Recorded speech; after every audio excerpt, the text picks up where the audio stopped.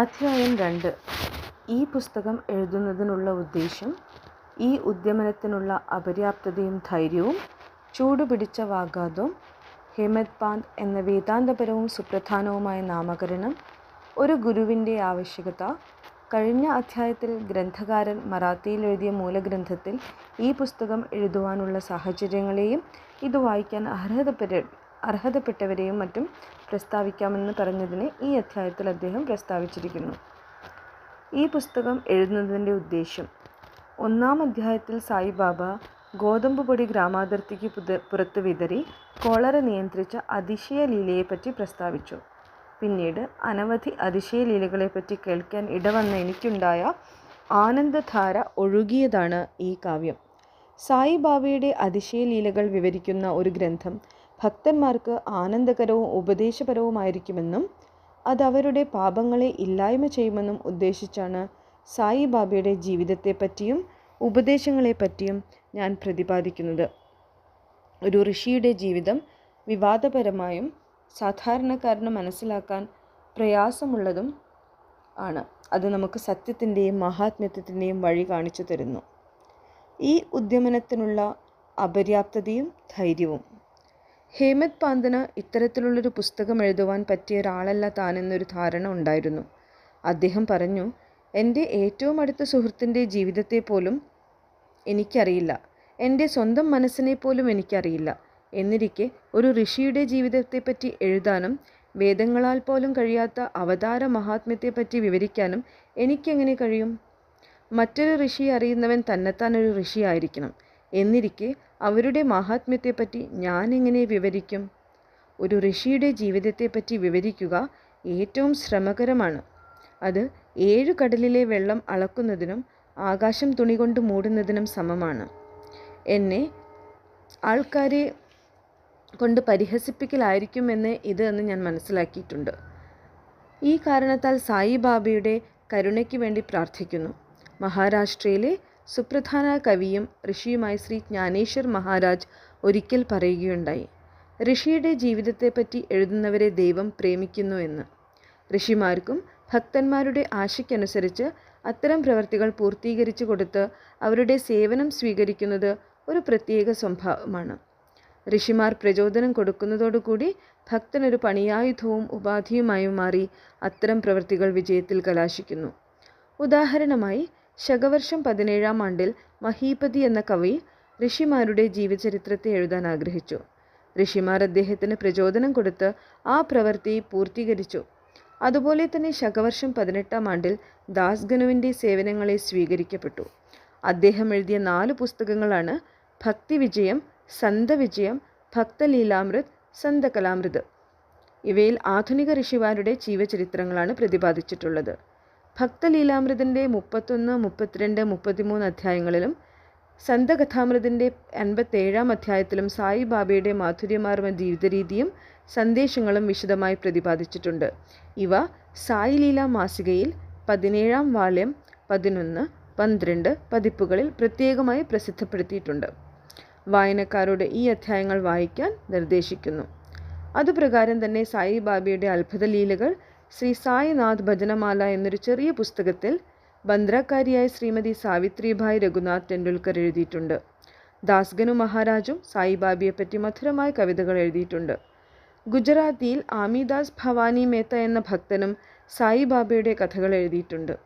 സായിനാഥ് പ്രഭ എന്ന ഷിർദിയിലെ ദക്ഷിണ ഭിക്ഷാ സംസ്ഥ വക മാസികയിലെ ഏതാനും പതിപ്പുകളിലും ഈ കഥകൾ വന്നിട്ടുണ്ട്. സ്വാഭാവികമായും ഒരു ചോദ്യം ചോദിക്കാനിടയുണ്ട്. ഇത്രയധികം സായി കഥകൾ എഴുതിയിരിക്കെ എന്താണ് ഇത്തരത്തിലുള്ളൊരു സായി സച്ചരിതത്തിൻ്റെ ആവശ്യമെന്ന്? അതിന് ഋജുവും ലളിതവുമായ ഉത്തരമുണ്ട്. സായിബാബയുടെ ജീവചരിത്രം അനന്തമായ സമുദ്രത്തിന് സമാനമാണ്. അതിൽ മുങ്ങിത്തപ്പുന്ന ഏതൊരാൾക്കും വില പിടിച്ച രത്നങ്ങളാകുന്ന ജ്ഞാനവും ഭക്തിയും ലഭിക്കും. അവയെ പൊതുജനങ്ങൾക്ക് വിതരണം ചെയ്യാം. സായിബാബയുടെ സന്ദേശങ്ങളും കഥകളും ഉദാഹരണങ്ങളും മാസ്മര ശക്തിയുള്ളവയാണ്. അത് ജനങ്ങൾക്ക് ശാന്തിയും സമാധാനവും നൽകുന്നു. അതോടുകൂടി തന്നെ ലൗകികത്തിൻ്റെ കഷ്ടപ്പാടുകളും വ്യസനങ്ങളും ഭാരങ്ങളും മറക്കാനും വിജ്ഞാനവും ബുദ്ധിയും പകർന്നു കൊടുത്ത് ആധ്യാത്മികത്വത്തിലേക്ക് നയിക്കുവാനും അവ സഹായിക്കുന്നു. വേദതുല്യമായ ബാബയുടെ പ്രഭാഷണങ്ങളും സന്ദേശങ്ങളും ശ്രദ്ധിച്ച് മനനം ചെയ്യുന്നവർക്ക് അവർ ആഗ്രഹിക്കുന്നതെന്തും, അതായത് ബ്രഹ്മങ്കിലുള്ള ഐക്യവും അഷ്ടവിധ യോഗസിദ്ധിയും ധ്യാനശക്തി മുതലായവയും ലഭിക്കുന്നു. അക്കാരണത്താൽ ഈ സൽക്കഥകളെ സംഭരിച്ച് സമാഹാരമാക്കാൻ ഞാൻ തീരുമാനിച്ചു. അതാണ് എൻ്റെ ജീവിതത്തിൻ്റെ ഉപാസനയും. സായിബാബയുടെ ദർശനത്താൽ അനുഗ്രഹീതരാവാൻ ഭാഗ്യം ലഭിക്കാത്ത ശുദ്ധഹൃദയന്മാർക്ക് ഈ സമാഹാരം ആനന്ദപ്രദമാകട്ടെ. അക്കാരണത്താൽ സായിബാബയുടെ സന്ദേശങ്ങളും പ്രഭാഷണങ്ങളും സീമാതീതമായ ആത്മജ്ഞാന കഥകളും ഞാൻ സംഭരിക്കുവാൻ തുടങ്ങി. ഇതിനെനിക്ക് പ്രചോദനം തന്നതും സായിബാബ തന്നെയാണ്. ഞാൻ എൻ്റെ അഹങ്കാരത്തെ ബാബയുടെ പാദത്തിങ്കൽ വെച്ച് എൻ്റെ മാർഗം ശുദ്ധമാണെന്ന് സങ്കല്പിച്ച് ഇഹത്തിലും പരത്തിലും എൻ്റെ മാർഗം ആനന്ദത്തിൻ്റേതാക്കുമെന്ന് തീരുമാനിച്ചു. സായിബാബയോട് ഈ പുസ്തകം എഴുതാൻ എനിക്ക് നേരിട്ട് അനുവാദം ചോദിക്കാൻ കഴിയാത്തതുകൊണ്ട് മാധവറാവു ദേശ്പാണ്ഡെ എന്നറിയപ്പെടുന്ന ബാബയുടെ അടുത്ത ഭക്തനായ ശ്യാമ എനിക്ക് വേണ്ടി ഇപ്രകാരം ഉണർത്തിച്ചു. ഈ അന്നാ സാഹിബിന് അവിടുത്തെ ജീവചരിത്രം എഴുതണമെന്ന് ആഗ്രഹമുണ്ട്. അവിടുന്നൊരു ഭിക്ഷാന്തേഹിയായ ഫക്കീറാണെന്നും ജീവചരിത്രം എഴുതേണ്ടതില്ലെന്നും തടസ്സം പറയരുത്. അവിടുന്ന് അനുവദിച്ച് സഹായിച്ചാൽ അവിടുത്തെ അനുഗ്രഹം കൊണ്ട് അയാൾ പുസ്തകം എഴുതിത്തീരും. അവിടുത്തെ അനുഗ്രഹമില്ലാതെ ഒന്നും വിജയപ്രദമാവുന്നില്ല. ഇത് കേട്ടപ്പോൾ സായിബാബ സന്തുഷ്ടനായി എന്നെ അനുഗ്രഹിച്ച് എനിക്ക് ഉധി തന്ന് എൻ്റെ തലയിൽ കൈവച്ച് അനുഗ്രഹിച്ച പ്രകാരം പറഞ്ഞു, അയാൾ കുറേ കഥകളും അനുഭവങ്ങളും സംഭരിക്കട്ടെ, അതിൻ്റെ ഓർമ്മക്കുറിപ്പുകൾ ഉണ്ടാക്കട്ടെ. ഞാൻ സഹായിച്ചു കൊള്ളാം. അയാൾ വെറുമൊരു ബാഹ്യ ഉപകരണം മാത്രമാണ്. അയാളിൽ കൂടി ഞാൻ തന്നെ എൻ്റെ ജീവചരിത്രം എഴുതി ഭക്തന്മാരുടെ ആഗ്രഹങ്ങൾ സാധിച്ചു കൊള്ളാം. അയാളുടെ അഹങ്കാരം മുഴുവൻ ഉപേക്ഷിച്ച് എൻ്റെ കാൽക്കൽ വയ്ക്കട്ടെ. യാതൊരുത്തൻ അപ്രകാരം ചെയ്യുന്നുവോ അയാളെ ഞാൻ ഏറ്റവും സഹായിക്കും. എൻ്റെ ജീവചരിത്രത്തെ പറ്റിയല്ലേ, അയാളുടെ സ്വന്തം വീട്ടിൽ വെച്ച് ഞാൻ എന്നാലാവുന്ന എല്ലാ സേവനങ്ങളും ചെയ്തു കൊള്ളാം. അയാളിലുള്ള അഹങ്കാരം പരിപൂർണമായും അവസാനിച്ചാൽ, അതായത് അതിൻ്റെ നിഴൽ പോലും മാഞ്ഞു കഴിഞ്ഞാൽ, ഞാൻ തന്നെ അയാളിൽ അധിനിവേശം ചെയ്ത് എൻ്റെ ജീവചരിത്രം എഴുതിക്കൊള്ളാം. എൻ്റെ കഥകളും സന്ദേശങ്ങളും കേൾക്കുന്നവർക്ക് ഭക്തി താനേ ജനിച്ച് ആത്മജ്ഞാനവും ആനന്ദവും ലഭിക്കും. ഒരാളുടെ കാഴ്ചപ്പാട് മറ്റുള്ളവരിൽ അടിച്ചേൽപ്പിക്കാനുള്ള നിർബന്ധബുദ്ധി പാടില്ല. മറ്റൊരാളുടെ അഭിപ്രായഗതിയെ എതിർക്കാനും പാടില്ല. ഒരു വിഷയത്തിൻ്റെയും സ്വീകാര്യതയെപ്പറ്റിയും അസ്വീകാര്യതയെപ്പറ്റിയും ചർച്ച ചെയ്യാനും പാടില്ല. ഇതാണ് ബാബ പറഞ്ഞ മറുപടി. ചർച്ച എന്ന പദം ഹേമത് പാന്ത് എന്ന സ്ഥാനപ്പേര് എനിക്കെങ്ങനെ കിട്ടി എന്നു ഞാൻ പറയാമെന്ന് വായനക്കാരോട് ചെയ്ത വാഗ്ദത്തത്തെ എന്നെ ഓർമ്മിപ്പിക്കുന്നു. കാക്കാ സാഹിബ് ദീക്ഷിത്തും നാനാ സാഹിബ് ചന്ദോർക്കറും എൻ്റെ അടുത്ത മിത്രങ്ങളായിരുന്നു. അവരെന്നോട് ഷിർദിയിൽ പോയി ബാബയെ ദർശനം ചെയ്യാൻ നിർബന്ധിക്കുകയും ഞാൻ അപ്രകാരം ചെയ്യാമെന്ന് വാഗ്ദത്തം ചെയ്യുകയും ചെയ്തു. പക്ഷേ ഇടക്കാലത്തുണ്ടായ തിരിച്ചിലുകളെ കൊണ്ട് എനിക്ക് ഷിർദിക്ക് പോകാൻ കഴിഞ്ഞില്ല. ലോനാവാലയിലുള്ള എൻ്റെ ഒരു സ്നേഹിതൻ്റെ മകൻ രോഗബാധിതനായി. അയാളെ കൊണ്ടാവുന്നതെല്ലാം ശ്രമിച്ചിട്ടും പനി വിട്ടുമാറിയില്ല. അയാളുടെ ഗുരുവെ മകൻ്റെ കിടക്കയ്ക്കരികിൽ ഇരുത്തി നോക്കി. എന്നിട്ടും കാര്യമുണ്ടായില്ല. ഇത് കേട്ട് ഞാൻ ആലോചിച്ചു, എന്താണ് ഗുരുവിനെ കൊണ്ടൊരു പ്രയോജനം? അയാൾക്ക് എൻ്റെ സുഹൃത്തിൻ്റെ മകനെ പോലും രക്ഷിക്കാൻ കഴിഞ്ഞില്ല. ഒരു ഗുരുവിന് നമുക്ക് വേണ്ടി ഒന്നും ചെയ്യാൻ കഴിയില്ലെങ്കിൽ ഞാൻ എന്തിനാണ് ഷിർദിക്ക് പോകുന്നത്? ഇങ്ങനെ ആലോചിച്ചുകൊണ്ട് ഞാൻ എൻ്റെ ഷിർദി യാത്ര നീട്ടിവെച്ചു. പക്ഷേ സംഭവിക്കേണ്ടത് സംഭവിച്ചേ തീരൂ. അതെൻ്റെ കാര്യത്തിൽ ഇപ്രകാരമാണ് ഉണ്ടായത്. പ്രാന്ത് ഓഫീസറായിരുന്ന നാനാ സാഹിബ് ചന്ദോർക്കർ ബസീനിയിലേക്ക് ടൂർ പോകുകയായിരുന്നു. താനെയിൽ നിന്നും ദാദറിലെത്തി. അയാൾ ബസീനിയിലേക്കുള്ള വണ്ടിയും കാത്തു നിൽക്കുകയായിരുന്നു. അപ്പോൾ ബാന്ദ്രയിലേക്കുള്ള ലോക്കൽ വണ്ടി വന്നു. അങ്ങനെ അയാൾ ബാന്ദ്രയിലെത്തി എന്നെ വിളിപ്പിച്ച് ഷിർദിയിൽ പോകാത്തതിനെപ്പറ്റി ശാസിച്ചു. ഞാൻ ഷിർദിക്ക് പോകണമെന്ന് നാനയുടെ വാദഗതി ആനന്ദകരമായതുകൊണ്ടും എന്നെ ബോധ്യപ്പെടുത്തുന്നതായതുകൊണ്ടും അന്ന് രാത്രി തന്നെ ഞാൻ ഷിർദിക്ക് പോകാൻ തീരുമാനിച്ചു. ഞാൻ എൻ്റെ ലഗേജും എടുത്ത് ഷിർദിക്ക് പുറപ്പെട്ടു. ദാദറിൽ വെച്ച് മൻമാഡിലേക്ക് വണ്ടി കയറാമെന്ന് കരുതി. ദാദറിലേക്ക് ബുക്ക് ചെയ്ത് ഞാൻ വണ്ടിയിൽ കയറി. വണ്ടി പുറപ്പെടാറായപ്പോൾ തിരക്കിട്ടൊരു മുഹമ്മദിയൻ എൻ്റെ കമ്പാർട്ട്മെൻറ്റിലേക്ക് കയറി. എൻ്റെ സാധനങ്ങളെല്ലാം കണ്ട് ഞാൻ എവിടേക്കാണ് പോകുന്നതെന്ന് ചോദിച്ചു. എൻ്റെ ഉദ്ദേശം ഞാൻ പറഞ്ഞപ്പോൾ അയാൾ എന്നോട് പറഞ്ഞു, ദാദറിലേക്ക് പോകേണ്ടതില്ല, മൻമാഡ് മെയിൽ ദാദറിൽ നിൽക്കില്ല. ഞാൻ ബോറി ബന്ദറിൽ ഇറങ്ങിയാൽ മതി എന്ന് അദ്ദേഹം നിർദ്ദേശിച്ചു. ഈ ചെറിയ അത്ഭുതലീല സംഭവിച്ചില്ലായിരുന്നെങ്കിൽ പിറ്റേന്ന് ഞാൻ ഷിർദിയിലെത്തുകയില്ല.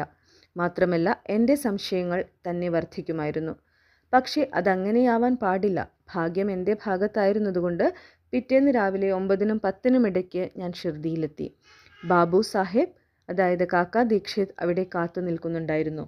ഇത് 1910-ലായിരുന്നതുകൊണ്ട് അവിടെ ഭക്തന്മാർക്ക് താമസിക്കാൻ സതയുടെ വാട മാത്രമേ ഉണ്ടായിരുന്നുള്ളൂ.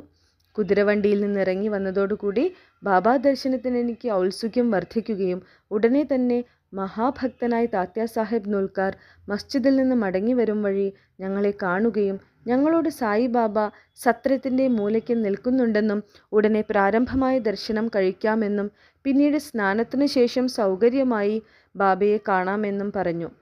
ഇത് കേട്ട ഉടനെ ഞാൻ ഓടിച്ചെന്ന് ബാബയെ നമസ്കരിച്ചു. എൻ്റെ ആനന്ദത്തിന് അതിരില്ലായിരുന്നു. നാനാ ചന്ദോർക്കർ പറഞ്ഞതിനും എത്രയോ ഉപരിയാണ് ഞാൻ കണ്ടത്. എൻ്റെ എല്ലാ ബോധനോപാധികളും ആ ദർശനമാത്രയിൽ സംതൃപ്തമായി. ഞാൻ വിശപ്പും ദാഹവും വിസ്മരിച്ചു. ബാബയുടെ പാദസ്പർശനം ചെയ്ത മാത്രയിൽ ഞാൻ എൻ്റെ ജീവിതത്തിൽ പുതിയ തുടക്കം കുറിച്ചു. ഈ ദർശനത്തിന് എനിക്ക് വഴിവെച്ചും ത്വരിതപ്പെടുത്തിയും തന്ന എല്ലാവരോടും ഞാൻ കടപ്പാടുള്ളവനാണ്. അവരെൻ്റെ യഥാർത്ഥ ബന്ധുക്കളാണ്. അവരോടുള്ള കടപ്പാട് എനിക്ക് തീർത്താൽ തീരാത്തതാണ്. ഞാൻ അവരെ സ്മരിച്ച് മനസ്സാ നമിക്കുന്നു.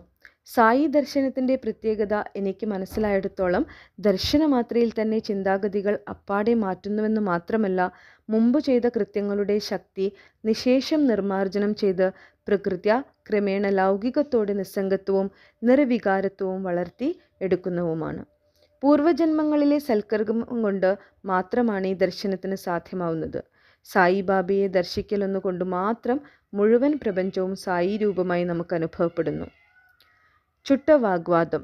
ഞാൻ ആദ്യമായി ഷിർദിയിലെത്തിയ അന്നു തന്നെ ഞാനും ബാബാ സാഹിബ് ഭാട്ടിയുമായി ഒരു ഗുരുവിൻ്റെ ആവശ്യകതയെക്കുറിച്ച് ഒരു വാഗ്വാദമുണ്ടായി. ഞാൻ വാദിച്ചത്, നാം എന്തിനാണ് നമ്മുടെ സ്വാതന്ത്ര്യം ഉപേക്ഷിച്ച് മറ്റുള്ളവർക്ക് വഴങ്ങുന്നു? നമുക്ക് നമ്മുടെ പ്രവൃത്തി ചെയ്യേണ്ടെന്നിരിക്കെ ഒരു ഗുരുവിൻ്റെ ആവശ്യം എന്താണ്? തന്നെത്താൻ പരിശ്രമിച്ച് രക്ഷിക്കേണ്ടിയിരിക്കുന്നു. ഒന്നും ചെയ്യാതെ ഉറങ്ങി സമയം കളയുന്ന ഒരാളെ ഗുരുവിന് എന്തു ചെയ്യാൻ കഴിയും? അങ്ങനെ സ്വതന്ത്ര മാർഗത്തെക്കുറിച്ച് ഞാനും മിസ്റ്റർ ഭാട്ടെ മറിച്ച് വിധിയെക്കുറിച്ചും ഇപ്രകാരം വാദിച്ചു. സംഭവിക്കാനുള്ളത് സംഭവിച്ചേ തീരൂ. മഹത്തുക്കൾ കൂടി പരാജിതരാവുന്നു. മനുഷ്യനൊന്ന് ആശിക്കുന്നു, ദൈവം മറ്റൊന്ന് വരുത്തുന്നു. നിങ്ങളുടെ സാമർഥ്യത്തെപ്പറ്റി മറക്കൂ. അഹങ്കാരവും അഹംഭാവവും നിങ്ങളെ സഹായിക്കുന്നില്ല. ഈ വാഗ്വാദം എല്ലാ വശങ്ങളെക്കുറിച്ചും 1 മണിക്കൂറിലധികം നടന്നെങ്കിലും സാധാരണ പോലെ ഒരു തീരുമാനത്തിലും എത്തിയില്ല. ഒടുക്കം മടുത്ത് ഞങ്ങൾ വാഗ്വാദം നിർത്തേണ്ടി വന്നു. ഇതിൻ്റെ എല്ലാം ഫലമായി എൻ്റെ മനഃശാന്തി നഷ്ടപ്പെടുകയും അഹങ്കാരം കൊണ്ടും മാത്രമാണ് ഇത്തരം വാദത്തിന് പോകേണ്ടി വരുന്നതെന്ന് മനസ്സിലാവുകയും ചെയ്തു. ഞാൻ എന്ന ഭാവം കൊണ്ട് മാത്രമാണ് ചുരുക്കത്തിൽ വാഗ്വാദത്തിന് പോകുന്നത്. പിന്നീട് ഞങ്ങൾ മറ്റുള്ളവരോടൊപ്പം മസ്ജിദിൽ പോയപ്പോൾ ബാബ കാക്കാ സാഹിബ് ദീക്ഷിത്തിനോട് ഇപ്രകാരം ചോദിച്ചു: എന്താ സദേവാഡയിൽ നടന്നുകൊണ്ടിരുന്നത്? എന്തിനെ സംബന്ധിച്ചായിരുന്നു വാഗ്വാദം? എന്നിട്ട് എന്നെ തറപ്പിച്ചു നോക്കി ബാബ വീണ്ടും ചോദിച്ചു: ഈ ഹേമത് പാന്ത് എന്തു പറയുന്നു? ഈ വാക്കുകൾ കേട്ടപ്പോൾ ഞാൻ അതിശയിച്ചു പോയി. മസ്ജിദ് ഞാൻ താമസിക്കുന്നതും വാദം നടന്നതുമായ സദേവാഡയിൽ നിന്ന് സാമാന്യം അകലെയാണ്. ബാബ അന്തര്യാമിയും അന്ധകരണങ്ങളുടെ നാഥനുമല്ലെങ്കിൽ എങ്ങനെ ഈ വാദത്തെ മനസ്സിലാക്കി? മർമ്മപ്രധാനവും ഭാവി സൂചകവുമായ സ്ഥാനപ്പേര്. എന്താണ് സായിബാബ എന്നെ ഹേമത് പാന്ത് എന്ന് വിളിക്കാൻ കാരണം? ഈ പദം ഹേമാദ്രി പാന്ത് എന്ന പേരിൻ്റെ ചുരുക്ക പേരാണ്. ഈ ഹേമാദ്രി പാന്ത് യാദവ വംശത്തിൽപ്പെട്ട ദേവഗിരിയിലെ മഹാദേവ്, രാമദേവ് എന്നീ രാജാക്കന്മാരുടെ പ്രശസ്തനായ സജീവനായിരുന്നു.